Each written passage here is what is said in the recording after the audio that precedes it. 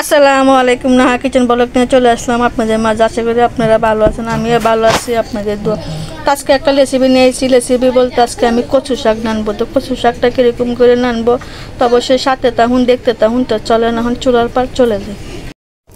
আমি চুলাটা জ্বালিয়ে দিছি, কচু শাকটা বসায় দেব।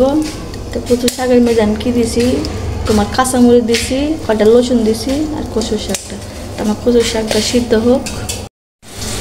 তা আমার কচু শাকটা মরতে গেছে গা, এখন আমি নামাই হারবো। নামায়া বাগারটা দিয়ে দিব।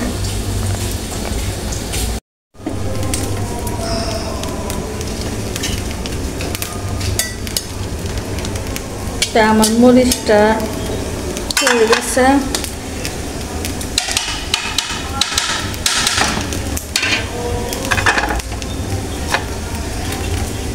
এটা আমি এখন এটা আমি ডালিয়ে দিব কচু শাকটা।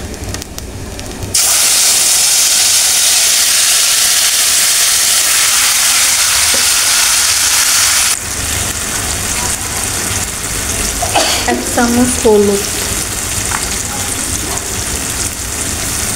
এক চামচ জিরার গুঁড়ো, ভালো করে কষায় নেব। কচু শাকটা নামতে একবারে সহজ। কচু শাক কাইটালে শরীরের জন্য অনেক ভালো, রক্ত পরিষ্কার হয়, অনেক উপকার আছে।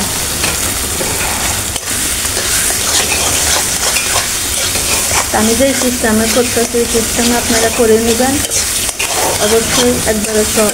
আর 1.5 গ্রামে গেলে তো ফ্রি নেই। তা আমার কচু শাকটা হয়ে গেছে, এখন আমি নামায় ফেল। তা আমার কচু শাকটা নান্দা হয়ে গেছে, কত সুন্দর হয়েছে মাশাআল্লাহ। অবশ্যই আপনারা এরকম করে ট্রাই করবেন, অনেক স্বাদ, অনেক মজা।